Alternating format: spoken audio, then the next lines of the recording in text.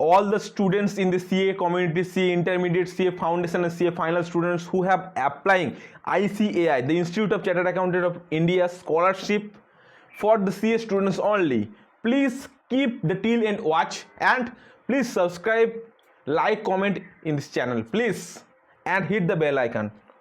All important update you do not miss. Okay, चलो शुरू करते हैं। पहली बात मैं बोल देना चाहूँगा, बहुत लोग हमारे इस वीडियो के लिए बहुत दिनों से इंतज़ार कर रहे थे। मैं पहली बात बोलना चाहूँगा, जो लोग यहाँ पर CA स्कॉलरशिप में एप्लीकेशन करना चाहते हैं, पहली बात हमको यहाँ पर क्या मिलेगा, आपको यहाँ पर मिलेगा आपको एलिजिबिलिटी क्राइटेरिया। क्या एलिजिबिलिटी क्राइटेरिया आपको मैंडेटरी है यहाँ पर स्कॉलरशिप में एप्लीकेशन करने के लिए? कितना टाइप का स्कॉलरशिप आप एप्लीकेशन कर सकते हैं, कितना अमाउंट मिलेगा, कैसे करेंगे, कोई दिक्कत आया, मान के चलो आपका कोई रॉन्ग मिस्टेक हो गया एप्लीकेशन फॉर्म में, तो आप क्या करना है, सब कुछ इन डिटेल्स इस वीडियो में हम बताना चाहूँगा। और इस वीडियो को आप प्लीज़ ध्यान से सुनिए, और अच्छा लगे तो चैनल को सब्सक्राइब कर दीजिए, क्योंकि डिटेल्स वीडियो है, यहाँ पर A to Z आपको मिल जाएगा। पहली बात, जब आप यहाँ पर CA स्कॉलरशिप में एप्लीकेशन करना चाहते हैं, आप फाउंडेशन लेवल में हो, आप इंटरमीडिएट लेवल हो, आप फाइनल लेवल में हो, आपका एक स्कॉलरशिप आपको मिलता ही है। क्यों मिलता है? आप यहाँ पर इकोनॉमिक वीकर स्टूडेंट जो लोग यहाँ पर CA कर रहे हैं, उसका जो पढ़ाई का खर्चा है, पढ़ाई का खर्चा बहुत टाइम में बहुत इफेक्टिव रह जाता है भाई। यहाँ पर आपको पढ़ाई करने में बहुत खर्चा होता है, यहाँ पर ICAI थोड़ा मदद करता है, जो इकोनॉमिक वीकर स्टूडेंट है उसको मदद करता है, फाउंडेशन लेवल में, इंटरमीडिएट लेवल में और फाइनल लेवल में भी मदद करता है। जो इकोनॉमिक वीकर स्टूडेंट्स है, फाइनल लेवल में थोड़ा बात अलग है, मैं बोल देना चाहूँगा। मैं पहली बात मैं बोलना चाहूँगा, जो लोग स्कॉलरशिप में एप्लीकेशन करना चाहते हैं, पहली ये बात बहुत अच्छे से गैर से सुनिए। पहली बात, यहाँ पर जब आप स्कॉलरशिप में एप्लीकेशन करेंगे, सब कुछ डॉक्यूमेंट क्लियरली एप्लीकेबल होने के बाद सब कुछ बताऊंगा, कोई दिक्कत लेने का बात नहीं, इस वीडियो में तुम सब कुछ जानोगे। पहली बात, आप एप्लीकेशन कर चुके हो, एप्लीकेशन करने के बाद 30 डेज गुजर गए, 30 डेज ओके गुजर गए, फिर जाके तुमको बोला है तो आपका जो CA है उसको एक पेरेंट्स का इनकम वेरिफिकेशन कराना पड़ता है, ठीक है।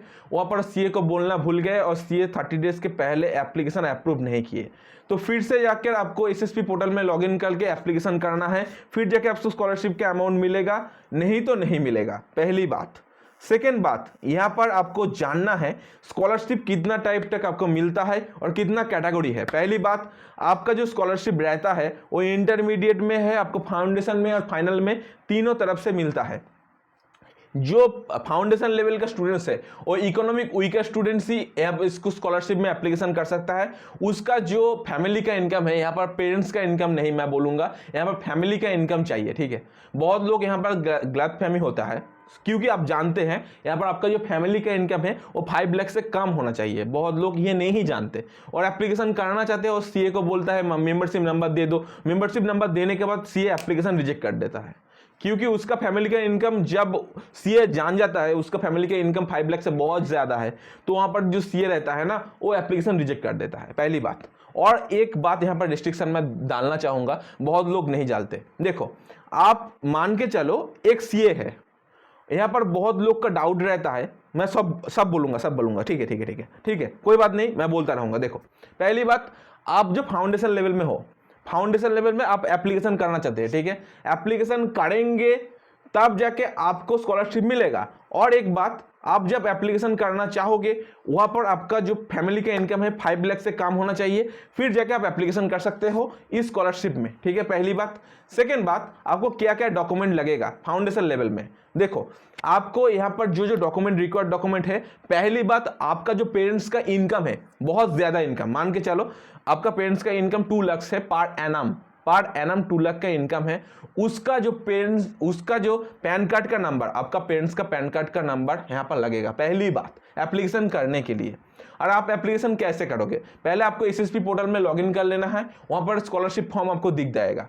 स्कॉलरशिप फॉर्म में दिख जाने के बाद स्कॉलरशिप फॉर्म में क्लिक करना है और फिर जाके आपको मिल जाएगा स्कॉलरशिप का फॉर्म। वहाँ पर पहली बात, आपको जो आपका पेरेंट्स का पैन कार्ड है, उस पैन कार्ड जो नंबर है वो नंबर को सबमिट करना पड़ेगा, पहली बात। सेकेंड बात, आपको एक चेकबुक लगेगा। यहाँ पर बहुत लोगों को दिक्कत रहता है, मैं बोल देना चाहूँगा, यहाँ पर आपका एक चेकबुक लगेगा। चेकबुक कैसे लगेगा, कैसे पाएंगे आप, सब कुछ बताऊंगा इस वीडियो में। देखो, आप एक बैंक अकाउंट में जो बैंक अकाउंट आप देना चाहते हैं स्कॉलरशिप में, ठीक है, स्कॉलरशिप में देना चाहते हैं, उसके रिगार्डिंग उसके लिंकिंग एक चेकबुक लगेगा आपको, और उस चेकबुक को आपको एक पेज लगेगा, उस पेज में आपको कैंसिल चेक लिख देना है, लिख देने के बाद अपलोड कर देना है। ये क्यों करता है? इसलिए करता है, आपका जो पेरेंट्स का वेरिफिकेशन नहीं, आपका वेरिफिकेशन, आपका अकाउंट है क्या नहीं है, इसके लिए वेरिफिकेशन करने के लिए ये स्टेप है। आपका एक चेकबुक का पेज लगता है, वहां पर कैंसिल चेक लिखने के बाद उसको अपलोड करना पड़ता है, ठीक है। अपलोड कर देंगे फिर जाके आपको स्कॉलरशिप अमाउंट मिलता है, नहीं तो नहीं मिलता है। आप एप्लीकेशन कर भी नहीं पाओगे एक चेकबुक के बिना, पहली बात। और एक डाउट रहता है आपको, सर हम माइनर अकाउंट है और माइनर होल्डर है, मान के चलो सर हम यहाँ पर एप्लीकेशन करना चाहते हैं तो कैसे करें? देखो, जो माइनर स्टूडेंट हमारा इस वीडियो देख रहा है, ठीक है, 18 से बहुत कम है, कोई बात नहीं, कोई दिक्कत लेने का बात नहीं। आप एक काम करो, आपका पहली बात, आपको ICAI हेल्पलाइन नंबर में कांटेक्ट करना है। कांटेक्ट करने के बाद उसको पूछ लेना है, वहाँ पर सुबह से 10 बजे से 10 बजे से लेकर 9 बजे तक खोला रहता है। हाँ, 9 बजे तक खोला रहता है, ठीक है। स्कॉलरशिप का जो पोर्टल है, यहाँ पर ICAI के जो हेल्पलाइन नंबर है वो तो खुला रहता है, ठीक है।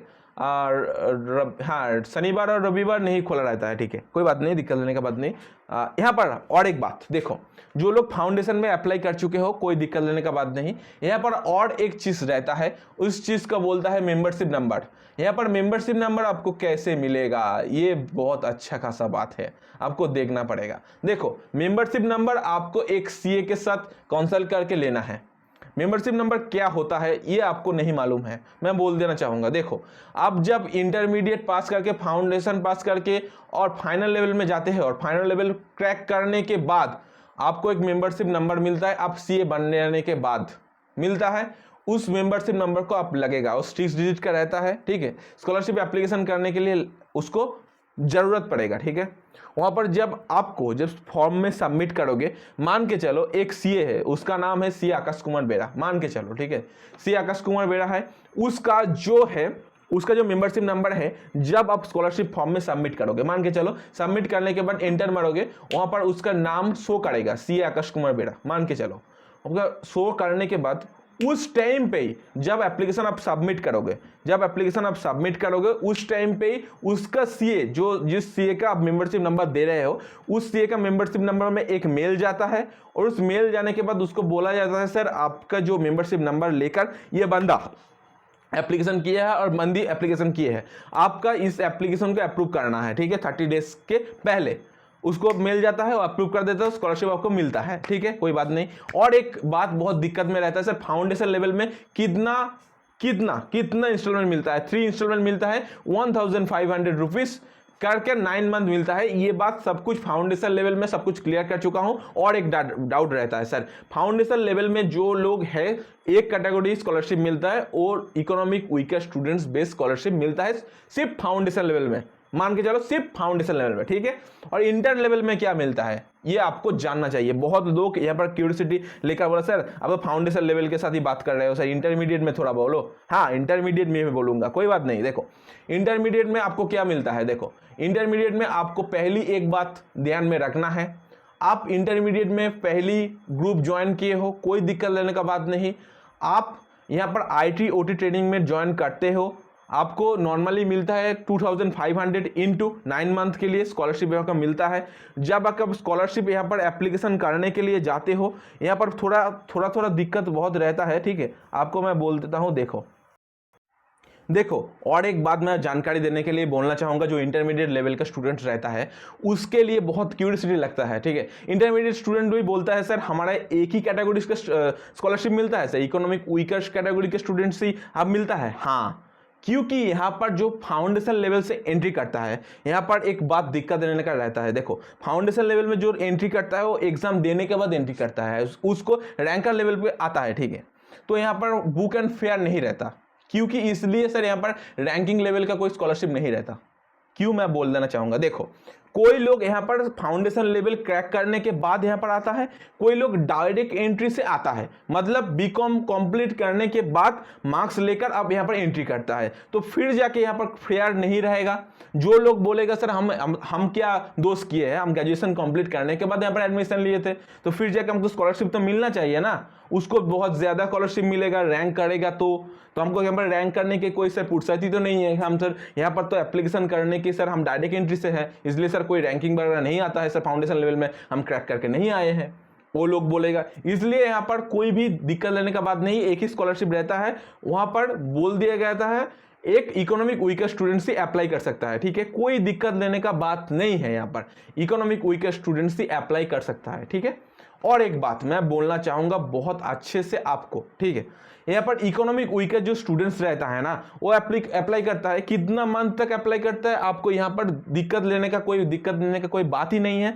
यहाँ पर आपको 12 मंथ तक मिलता है जब आप IT OT ट्रेनिंग में कंप्लीट करते हो, IT और OT ट्रेनिंग में आप एनरोल करते हो, फिर जाके आपको मिलता है, नहीं तो नहीं मिलता है, ठीक है, कोई बात लेने का नहीं है। ये बात बहुत अच्छा खासा आपको दिमाग में घुसाना पड़ता है, ठीक है। और एक बात, बहुत लोगों ने हमको स्कॉलरशिप मिलने के लिए कमेंट किया है, सर हमारा जो सीए है, सीए को कैसा होना चाहिए। पहली बात sir, CA in practice, CA in service, CA in teaching, अब मैं बोलना चाहूंगा कोई दिक्कत लेने का बात नहीं है। अब सीए जो भी हो, CA in practice, CA in teaching, CA in service, कोई बात नहीं, सीए होना चाहिए पहली बात। उसका मेंबरशिप जो नंबर रहता है वो एक्टिवेट होना चाहिए। बहुत लोग रहता है मेंबरशिप फीस नहीं देता है, फिर जाके उस सीए का जो मेंबरशिप नंबर है डीएक्टिव हो जाता है, फिर जाके फीस देने के बाद एक्टिवेट हो जाता है। उसका जो मेंबरशिप जो नंबर रहता है उसका एक्टिवेट रहना चाहिए, फिर बात कोई दिक्कत लेने का बात नहीं है। फिर जाके मैं बोलूंगा फाइनल लेवल का जो स्टूडेंट रहता है, 3 कैटेगरी के स्टूडेंट स्कॉलरशिप मिलता है। पहली बात, जो 1 से 10 तक रैंक करता है उसको कोई भी इनकम वेरिफिकेशन करने की कोई फुर्सत नहीं है। मैं इंटरमीडिएट लेवल को भी बोलूंगा 5 लाख उसको भी लिमिट रहता है, 5 लाख से एग्जिट करेगा तो आप स्कॉलरशिप में एप्लीकेशन कर नहीं पाओगे इंटरमीडिएट लेवल में। और जो लोग, पहली बात बोल रहा हूं फाइनल लेवल में, जिसको बोल रहा हूं फाइनल लेवल में जो लोग अप्लाई करना चाहते हैं, वहां पर रैंक लेके आए हैं, ठीक है, 1 से 10 के बीच में रैंक लेके आए हैं, कोई भी दिक्कत लेने का बात नहीं है, तुम फील फ्री रहो, क्योंकि आपका जो रैंक आने वाला है, आप जो रैंक लेके आए हो, आपको कोई भी दिक्कत लेने का बात नहीं है, स्कॉलरशिप अमाउंट मिल जाएगा, पहली बात। सेकेंड बात, आप मान के चलो जब स्कॉलरशिप आपको मिलता है, मान के चलो पहली बात आपको मिल गया, ठीक है, कोई भी नहीं लगेगा आपको, मेंबरशिप नंबर भी नहीं लगता है, इनकम वेरिफिकेशन भी नहीं लगता, कुछ भी नहीं लगता, आप अप्लाई करोगे तो स्कॉलरशिप मिलता रहेगा, ठीक है। कितना मंथ तक मिलता रहेगा आपको, 24 मंथ और 30 मंथ, व्हिचएवर इज एक्सटेंड। मान के चलो, यहां पर मैं बोल लेना चाहूंगा, देखो आपका 24 मंथ का आर्टिकलशिप रहता है, ठीक है, कोई मेडिकल इशू वगैरह आ गया है तो आपको 30 मंथ्स के लिए स्कॉलरशिप मिलता है, ठीक है, मैक्सिमम आपको 30 मंथ्स के लिए स्कॉलरशिप मिलता है, नहीं तो और नहीं मिलता, 30 मंथ्स मैक्सिमम है, ये बात पकड़ के आपको चलना है, ठीक है। फिर बात आती है इकोनॉमिक वीकर स्टूडेंट्स, और जो लोग रैंक भी लाए हैं, उसका मतलब यहां पर जो लोग 11 से 50 तक रैंक करता है, 11 से 50 तक रैंक करता है, उसको भी स्कॉलरशिप मिलता है। वो इकोनॉमिक वीकर कैंडिडेट होना चाहिए और उसको भी रैंक भी आना चाहिए, फिर जाके उसको स्कॉलरशिप मिलता है। कितना टाइम तक मिलता है, 24 मंथ और 30 month, whichever is extend period भी मिलता है आपका। जब मेडिकल इशू वगैरह आ जाता है, स्कॉलरशिप का अमाउंट को बढ़ा दिया नहीं जाता है, वो भी रखता है, कोई दिक्कत लेने का बात नहीं है। फिर जाके जो लोग यहाँ पर अप्लाई करने के लिए आए हो, मान के चलो वो रैंक वगैरह नहीं लाए हो, उसको भी स्कॉलरशिप मिलता है। इकोनॉमिक वीकर कैटेगरी के स्टूडेंट्स में उसको भी मिलता है स्कॉलरशिप। कितना अमाउंट मिलता है मैं बोलूंगा, जो लोग यहाँ पर रहेगा, जो लोग इकोनॉमिक वीकेस्ट कैंडिडेट है और रैंकर भी है, मान के चलो इकोनॉमिक वीकर भी है, रैंकर भी है, और कोई रैंकर भी नहीं है, इकोनॉमिक वीकर है, 3 टाइप्स ऑफ स्कॉलरशिप आपको मिलता है फाइनल लेवल में। 2 टाइप ऑफ स्कॉलरशिप में आपको वेरिफिकेशन करना पड़ता है सीए के द्वारा। पहली बात, यहाँ पर आपको सीए के द्वारा वेरिफिकेशन करना पड़ता है, आपका जो फैमिली का इनकम रहता है 5 लाख से कम होना चाहिए, तब जाकर आपको स्कॉलरशिप मिलता है, ठीक है। और जो इकोनॉमिक वीकर स्टूडेंट है उसको कितना अमाउंट मिलता है, मान के चलो यहाँ पर बहुत अच्छा खासा बात आपको बोलना चाहूंगा। यहाँ पर अमाउंट मिलता है कितना, आपको यहाँ पर मिलता है अमाउंट, जो इकोनॉमिक वीकर कैटेगरी के स्टूडेंट है सिर्फ उसको मिलता है 2500 इंटू 24 मंथ और 30 मंथ, ठीक है। आप कैलकुलेशन कर लो, ठीक है, कोई दिक्कत लेने का बात नहीं है, ठीक है।